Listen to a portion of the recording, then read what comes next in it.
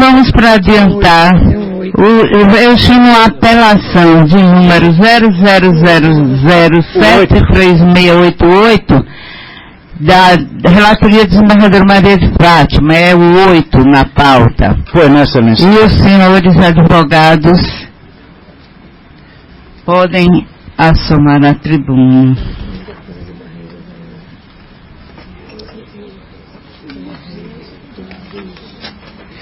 Já houve sustentação, não? Acho que já, não já? Já houve a sustentação. Então eu passo a palavra ao vistor.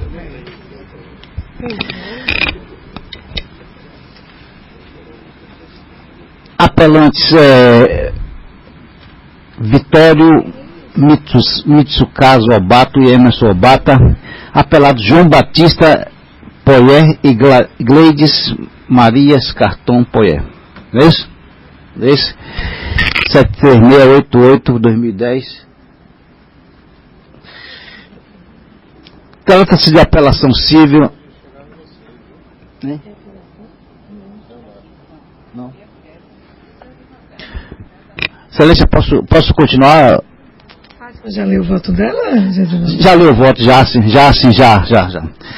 Trata-se de apelação civil interposta por Vitório Mitsukazu Obato, Neuza Natimoto Obata e Emerson Obata contra a sentença proferida nos autos da ação ordinária número 0007368.2010.8.05.0022, movida por João Batista Poyer e Gleides Marias Carton Poyer. Adoto como próprio o relatório esboçado pela relatoria, folhas 536 e 538. Sendo submetido a julgamento na sessão do dia 22 de agosto de 2017, após o voto de Sua Excelência, a desembargadora Maria de Fátima Silva Carvalho, na qual se negou provimento ao apelo, pedi vista destes autos, objetivando proceder a um exame mais acurado da matéria.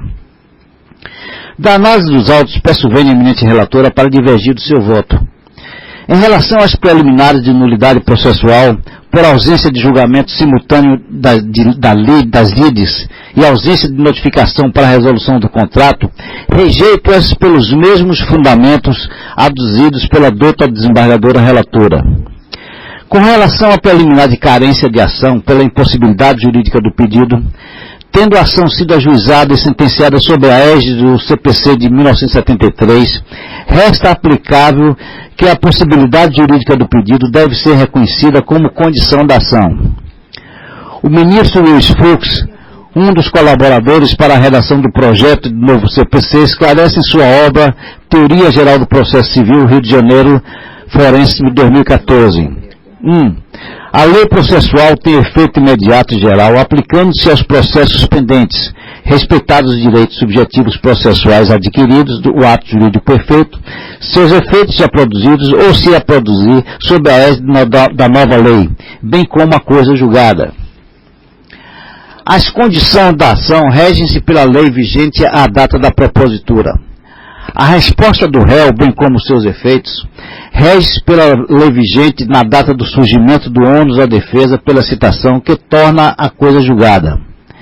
A revelia, bem como os efeitos, regulam-se pela lei vigente na data do escoado do prazo da resposta. Posição esta já referendada pelo STJ. Processual civil, ação civil pública, controle de constitucionalidade, incidente, pertanto, legitimidade ativa, Ministério Público, taxa de iluminação pública, direitos de contribuintes. Ação civil pública proposta pelo Ministério Público anteriormente à MP 2180 de 35 de 24 de 8 de 2001. Legitimácio ativa ad causam. A legitimidade como uma das condições da ação rege-se pela lei vigente à data da propositura da ação. A época da propositura vigorava no Egrégio Superior Tribunal de Justiça, no Egrégio Supremo Tribunal Federal, o entendimento acerca da legitimação do Ministério Público por força do artigo 129.3 da Constituição Federal de 88 para promover qualquer espécie de ação na defesa de direitos transindividuais, nestes incluídos os direitos dos contribuintes de taxa de iluminação pública, ainda que por ação civil pública, cuja eficácia da decisão acerca do objeto imediato é erga omnes ou outra partes. A soma dos interesses múltiplos dos contribuintes constitui o interesse transindividual que possui dimensão coletiva, tornando-se público e indisponível apto a legitimar o parquê a velá-lo em juízo. Deveras a arguição em caso é incidental de inconstitucionalidade da norma tributária em sede de ação civil pública, porquanto, nesses casos, a questão da ofensa à Carta Federal tem natureza de prejudicial, sobre a qual não repousa o manto da coisa julgada, precedente do Egrégio Supremo Tribunal Federal, recurso especial provido, RESP 574-410 de Minas Gerais, relator ministro Luiz Fux, primeira turma. Julgado em 1º de 6 de 2004. Diário da Justiça de 5 de 8 de 2004, página 192. O CPC de 1973, digo eu, vigente na época na data de propositura da demanda, reconhecia a possibilidade jurídica do pedido como condição da ação e o seu reconhecimento em qualquer grau de jurisdição, parágrafo 3º, combinado com o inciso 6, ambos do artigo 267 do CPC de 73. O CPC vigente manteve a mesma sistemática de que as condições da ação devem ser reconhecidas em qualquer tempo e grau de jurisdição, tratando da matéria no parágrafo 3º do artigo 485. A questão, portanto, da preliminar de carência de ação por impossibilidade jurídica do pedido não encontra qualquer óbice a ser analisado em sede de apelação, posto que se trata de matéria de ordem pública, arguível em qualquer grau de jurisdição e a qualquer tempo, como ressoa da jurisprudência do Egrégio Superior Tribunal de Justiça, processual civil, mandado de segurança e legalidade da exigência fiscal de incluir na base de cálculo do ICMS, nas vendas a prazo, o valor relativo ao financiamento, juros e correção monetária, inadequação da via eleita, falta de interesse processual, alteração de ofício e possibilidade. Sendo as condições da ação, artigo 267, inciso 6 do CPC, matéria de ordem pública, a ausência de interesse processual deve ser conhecido de ofício, artigo 301, parágrafo 4 do CPC, e em qualquer tempo e grau de jurisdição, não havendo que se falar em preclusão quanto à sua alegação, podendo, portanto, o tribunal de origem de ofício decretar carência de ação e, consequentemente, a extinção do processo sem resolução do mérito. Recurso especial conhecido parcialmente nesta parte não provido. RESP 920-403 do Rio Grande do Sul, relator ministro Mauro Campbell Marques, segunda turma, julgado em 6 de 10 de 2009. DJE de 15 de 10 de 2009. Processual civil e tributário, violação dos artigos 458, 465, 128, 535 do CPC. Na ocorrência, ausência de pré-questionamento de diversos dispositivos legais, incidência da súmula 282 do STF, IPCD, doação de imóvel, ação de consignação em pagamento, a aferição do momento da cobrança do imposto, revolvimento de legislação local, impossibilidade, incidência da súmula número 280 STF, termo acordo, fato gerador, artigo 116 do CTN, possibilidade de disposição de lei em contrário. O reconhecimento ex officio de carência de ação não é julgamento extra petita, uma vez que, consoante disposto no parágrafo 3º do artigo 267 do CPC 73, essa questão pode ser conhecida pelo julgador em qualquer tempo e grau de jurisdição, independentemente de manifestação das partes. Recurso especial, parcialmente conhecido e nessa parte improvido, RESP 771-873 do Rio Grande do Sul, relator ministro Mauro Campos Marques, segunda turma, julgado em 20 de 10 de 2009, DJL 4 de 11 de 2009. Entendo desta parte, digo eu, inaplicável à hipótese a restrição imposta no artigo 417 ou 517 do CPC, por se tratar de matéria de ordem pública, cognoscível até mesmo ex officio em qualquer tempo e grau de jurisdição. Passando a análise da preliminar impossibilidade jurídica do pedido, entendo que se confunde com o próprio mérito recursal, tanto que a apelação reitera a violação ao artigo 476 do Código Civil, pedindo a reforma da sentença, portanto, rejeita a preliminar sob esse fundamento e passo a tratar do mérito. Com relação ao mérito do recurso, abro o voto divergente nos seguintes termos. A peça inicial reconhece nas folhas 4 e 5 dos autos que os apelados receberam em 23 de maio de 2005 o equivalente a 105 mil sacas de soja, mais 15.617 sacas de soja referentes à parcela com vencimento em 23 de 5 de 2005. Alegam os apelados na folha 8 que necessitariam de 14 mil sacas para a quitação da dívida junto ao Banco Bamerindos, ainda que tenha havido o pagamento parcial de 15.617 sacas de soja. Os apelados não quitaram a dívida junto ao referido banco. Note-se que até a data da transferência do imóvel Pingo de Ouro, em 30 de 5 de 2005, cláusula 6ª do contrato, folhas 43, os apelados receberam o equivalente a mais de 120 mil sacas de soja, 105 mais 15.617, como reconhecem na própria peça vestibular. É preciso manter-se atento aos fatos e documentos. Os apelados alegaram, portanto, que para quitar a dívida do Banco Bamerindos e possibilitar a transferência da Fazenda Pingo de Ouro em 30 de maio de 2005, sem qualquer ônus ou gravame, necessitariam ter recebido o equivalente a 14 mil sacas de soja. Mas não fizeram. Aliás, não consta dos autos qualquer prova de negociação com o Banco Bamerindos no ano de 2005 e dos documentos colacionados pelos apelados às folhas 5461. Demonstram que as negociações com o banco foram efetivadas nos anos 2008 e 2009. Vencida a parcela em 23 de maio de 2005, os apelados demoraram quase um ano para notificar os apelantes acerca do inadimplemento, documento de folha 52, datado de 6 de março de 2006, e na contra-notificação dos apelantes, datada de 13 de abril de 2006, a constar na inicial as folhas 63 e 64, consta que o pagamento foi suspenso em razão da inadimplência dos apelados com relação à outorga da escritura da Fazenda Santo Antônio, o que deveria ter ocorrido no ano de 2002.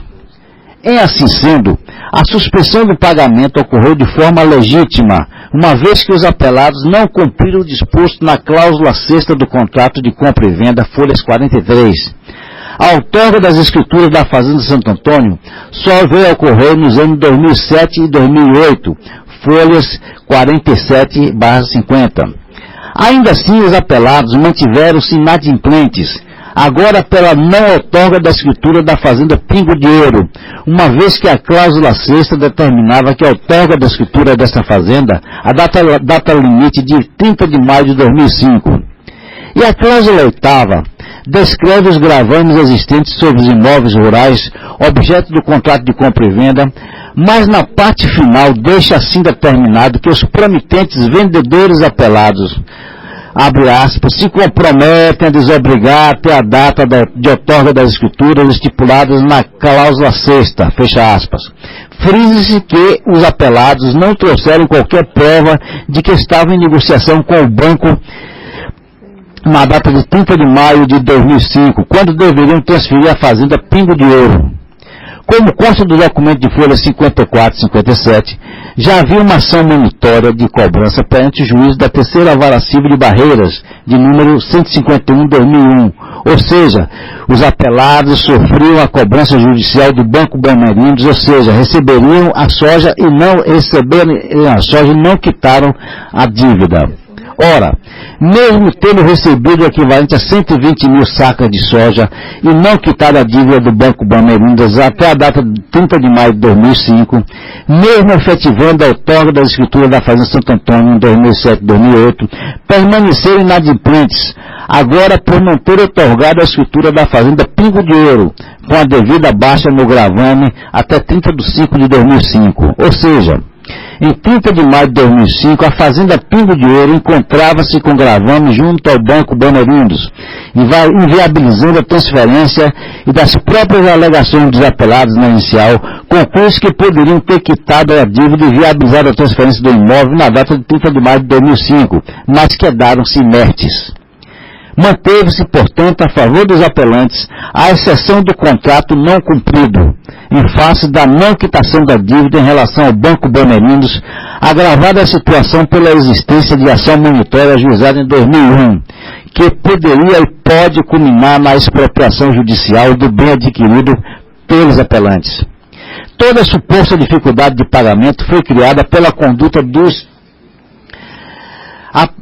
próprios apelados, que receberam mais de 120 mil sacas de soja sem que cumprissem suas obrigações junto ao Banco Bamerindos, que nas suas próprias palavras na petição inicial poderia ter sido feita com um total de 14 mil sacas de soja, inexistindo, portanto, qualquer nexo causal entre a conduta dos apelados e a dificuldade de pagamento pelos apelantes, posto que a suspensão do pagamento deu-se de forma legítima, por força no artigo 476 do Código Civil. Desta forma, os apelados não podem alegar o não cumprimento do contrato pelos apelantes, haja vista que receberam 15.617 sacas de soja com a condição de efetivar o pagamento da dívida equivalente a 14 mil sacas de soja junto ao Banco Bamerindos, e não o fizeram até a data de 30 de maio de 2015, data da transferência do imóvel para os apelantes. Não cabia aos apelados exigir o pagamento da sexta parcela e o saldo da quinta parcela quando receberam mais de 120 mil sacas de soja, quase 10 vezes mais que o valor da dívida, sem que houvesse a quitação junto ao banco. Vislumbre desta forma que a exceção de contrato não cumprido foi alegado pelos apelantes de forma legítima, bem como não lhes pode ser imputado todo o crescimento da dívida, uma vez que os apelados mantiveram sem quitar a dívida, mesmo tendo recebido pontualmente as parcelas que lhe eram devidas. Este fundamento por si só seria suficiente para dar provimento ao apelo, mas passo à análise da possibilidade de acolhimento da teoria do adimplemento substancial. O magistrado de primeiro grau, na época da aprovação da sentença, sob a égide do CPC de 73, estava submetido ao princípio do livre convencimento motivado, artigo 131. Em sendo assim, o magistrado está vinculado aos fatos e circunstâncias dos autos, ainda que não alegados pelas partes. E o CPC vigente manteve em seu artigo 371 a normativa de que o juiz deverá apreciar a prova que consta dos autos, independente do sujeito que a tiver promovido. O julgador, portanto, não está vinculado a qualquer fundamentação jurídica deduzida pelas partes, podendo apreciar as provas e fatos constantes dos autos e indicar as razões do seu convencimento. Esta normativa decorre do princípio narra mi factum dabo tibi jus, isto é, dê-me os fatos que eu lhe darei o direito, pois o magistrado está vinculado aos fatos, mas nunca à fundamentação jurídica deduzida pelas partes. Recurso especial, ação indenizatória, erro médico, ausência de preposição da equipe médica, responsável pelo parto, denunciação da lide pela clínica ré às médicas, admitida na origem, conversão pelo tribunal em chamamento ao processo, possibilidade de julgamento extra petita, não ocorrência, resultados distintos para os litisconsortes, admissibilidade. A aplicação do princípio da fungibilidade entre as modalidades de intervenção de terceiros não configura a determinação de ofício da intervenção, pois houve um pedido da parte interessada para trazer o terceiro ao processo. Não se configura com julgamento extra petita a qualificação adequada da intervenção de terceiros feita pelo tribunal a partir dos elementos da causa. A aplicação do princípio narra mihi factum dabo tibi jus. Sendo o chamamento ao processo facultativo, instaura-se litisconsorte simples no polo passivo da demanda, podendo a sentença acarretar soluções distintas para cada um dos litisconsortes. Recurso especial conhecido e desprovido. Relator ministro João Otávio de Noronha, terceira turma, julgado em 33 de 5 de 2016, no DJE 9 de 5 de 2016, RESP 143-388-87, Rio de Janeiro. Outra jurisprudência. Processual civil, responsabilidade civil do Estado, danos materiais e morais. Ação policial, perseguição em via pública, vítima atingida por projeto de arma de fogo, bala perdida. Indenização por danos morais e materiais. Configuração, ônus da prova, súmula 7. Prescrição, Decreto Legislativo 20.910-32, aplicação, ciência inequívoca dos atos lesivos, supressão de instância, teoria da causa madura, causa petende, princípio narra mi factum dabo tibi jus. Ofensa à lei revogada, princípio tempus regit actum, o tempo rege o ato. Revisão do quanto arbitrado pela instância a qual. Súmula 07, impossibilidade em caso, violação do artigo 635-2 CPC e inocorrência. A causa petende não é integrada pela qualificação jurídica do fato, por isso que resta indiferente se a parte alude à responsabilidade estatal em face da omissão do Estado e o tribunal entende pela conduta comissiva do Estado e a consequente responsabilidade objetiva estatal, por força máxima implícita ao ordenamento jurídico de que dá-me os fatos que eu lhe darei o direito. O Tribunal ACOA analisou os fatos narrados. A perseguição policial e a troca de tiros relatada pela autora em sua petição inicial e corroborada pelos documentos juntados aos autos não foram negados pelo réu, tratando-se, pois, de fato incontroverso nos autos. Entendo, ademais, que na hipótese de Berlinda houve importante falha no planejamento da ação policial com severo comprometimento da integridade física do terceiro, folhas 163, e considerou a responsabilidade objetiva em face da conduta comissiva. O ponto central da controvérsia nos autos se concentra na existência ou não de responsabilidade civil do Estado quando agentes públicos, policiais militares, empreendendo perseguição a bandidos, com estes trocam tiros em via pública de alto tráfego de veículos e pedestres, resultando desse tiroteio lesões de natureza grave em terceiro, vítima inocente. A responsabilidade civil do Estado por os danos causados a terceiros decorrentes da atuação dos agentes públicos nessa qualidade é objetiva. Folhas 163. Nesse sentido, já me posicionei forçoso repisar quanto à causa de impedir que a norma jurídica aplicável à espécie e a categorização jurídica dos fatos que compõem a razão do pedido não a integram. Assim, a eventual modificação do dispositivo legal aplicável ou a mudança de categorização jurídica do fato, base do pedido, não incide sobre o veto do artigo 264 do CPC. Luiz Fux, em curso de Direito Processual Civil, Processo de Conhecimento 2008, Forense, Rio de Janeiro. Os embargos de declaração que enfrentam explicitamente a questão embargada não ensejam um recurso especial pela violação do artigo 535-2 do CPC, tanto mais que o magistrado não está obrigado a rebater um a um os argumentos trazidos pela parte, desde que os fundamentos utilizados tenham sido suficientes para embasar a decisão. Recurso especial parcialmente conhecido e nesta parte desprovido. RESP 105-6605 do Rio de Janeiro, Luiz Fux, primeira turma, julgado 10/3/2009. Digo eu, os fatos narrados na inicial restaram incontroversos, folhas 4 e 5 dos autos, e consiste em que os apelados reconheceram que receberam as parcelas Y de 1 a 4, Y de 1 a 4, em romano, da cláusula segunda do contrato. 2. Nas folhas 41 e 42, consta do contrato que os apelados receberam, portanto, um total de 105 mil sacas de soja.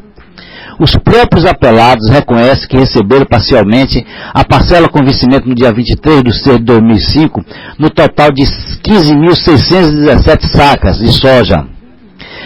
Depreende-se ainda do contrato 4. Depende-se ainda do contrato de folhas 140, 41 e 42, que o total de sacas de soja devidas é de 151 mil sacas de soja. Ora, não se precisa de conhecimentos profundos de aritmética para verificar que os apelantes quitaram o equivalente a 79,89% até a data de 23 de maio de 2005. Também consta do contrato de folhas 43, cláusula 6ª, que o imóvel deveria ser transferido até a data de 30 de maio de 2005. Consta da cláusula 8ª que os imóveis estariam livres até a data da outorga das escrituras, ou seja, a data limite para a quitação do gravame relativa ao imóvel Pingo de Ouro. Era de 30 de maio de 2005.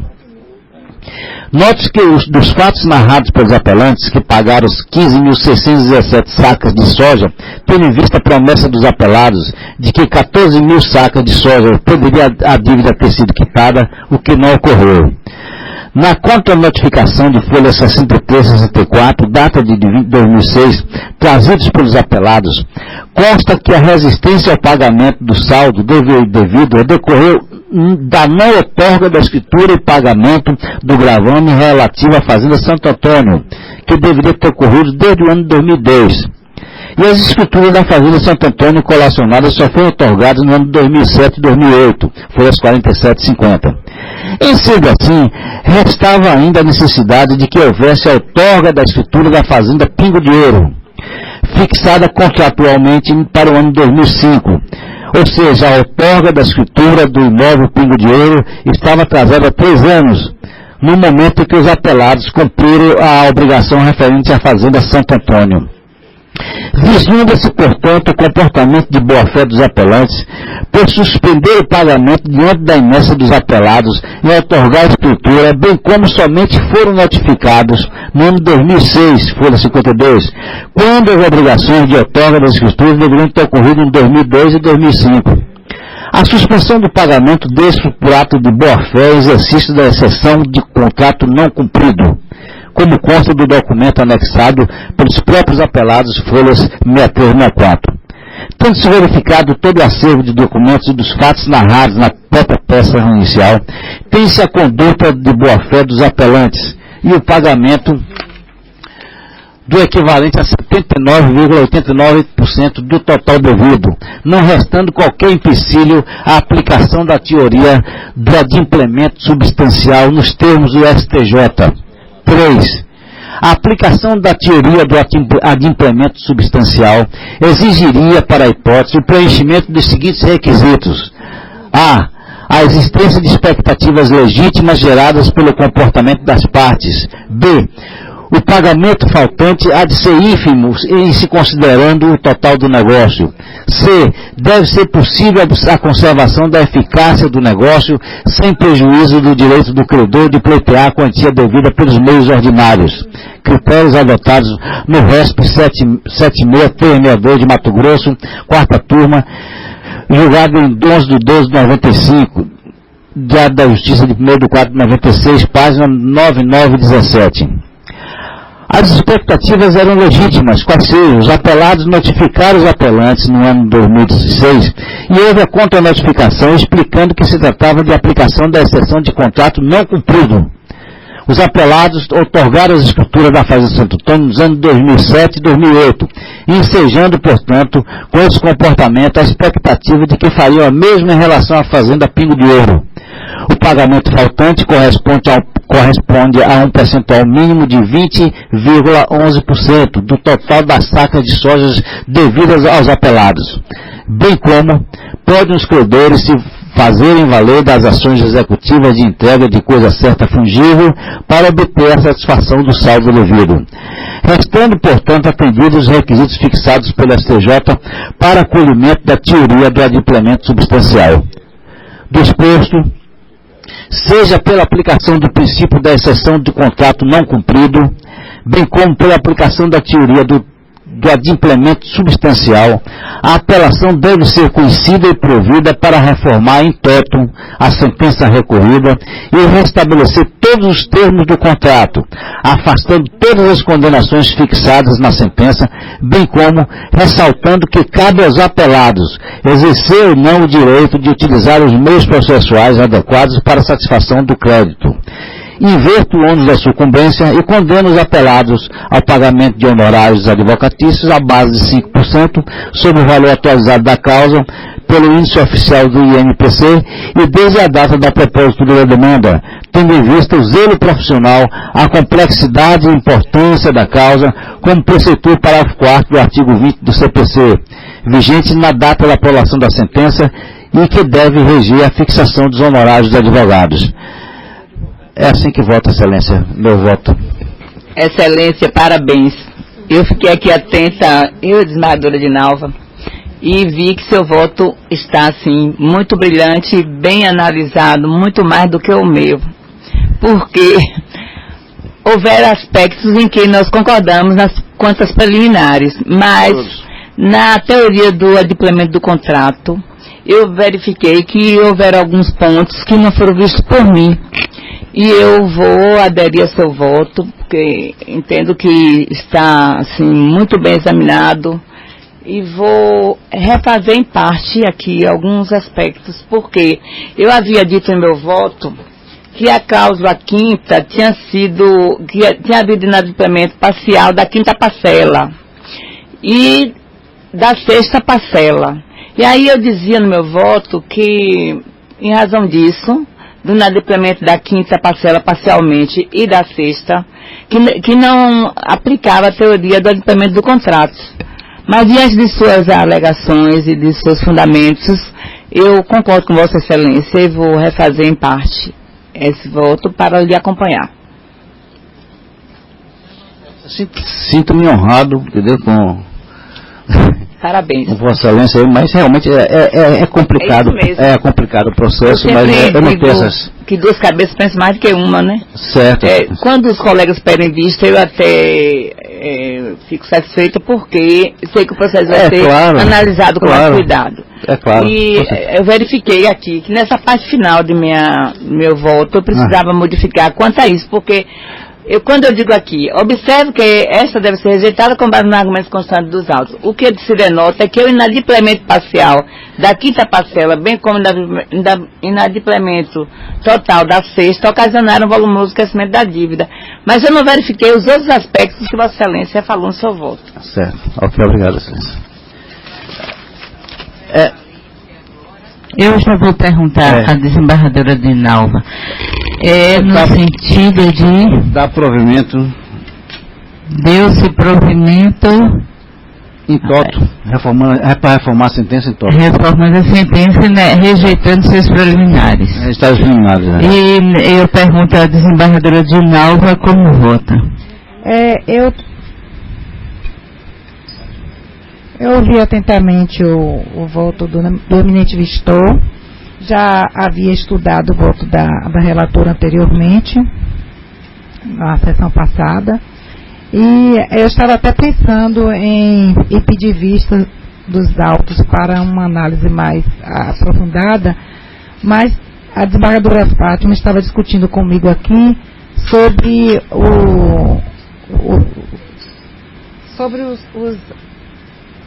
a interpretação que ela emprestou aos aspectos da demanda, diversamente do que fez o desembargador Vistor. E eu compreendi exatamente, porque a arguição feita pelos advogados, pela parte agravada, foi exatamente a da exceção dos contratos não cumpridos, e o que verificou o desembargador Vistor foi exatamente que essa exceção fora arguída pelos próprios apelantes. Na verdade, a exceção dos contratos, a teoria da exceção dos contratos não cumpridos é exatamente aplicada a eles apelados, que deixaram de cumprir, exatamente. Deixaram de fazer, recebiam o pagamento das sacas de soja e deixaram de fazer o pagamento junto ao Banco Bandeirindos, não é isso? E justificadamente eles não pagaram porque não receberam as escrituras, entendeu? Exatamente. Eles teriam a obrigação de, ao receber os pagamentos, não é isso? Quitar o Bandeirindos e otorgar a escritura. Não fizeram.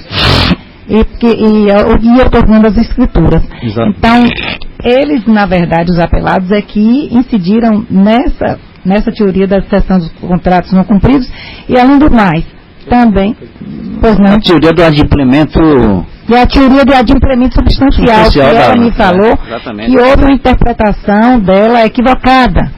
E que Vossa Excelência deu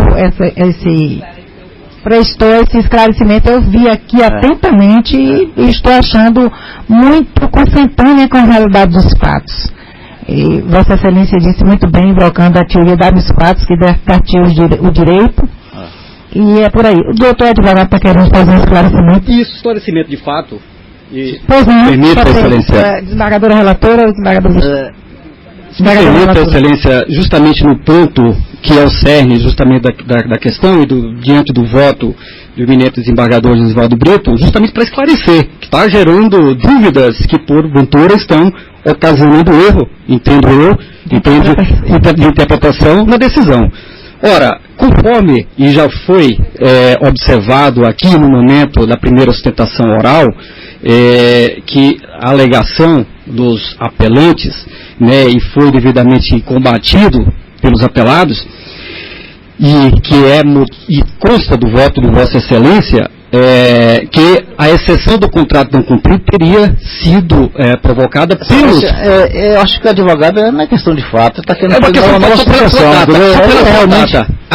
A data que fez isso aí. Pois não. Só a data. Então, que gerou uma situação de erro de interpretação. Só a data.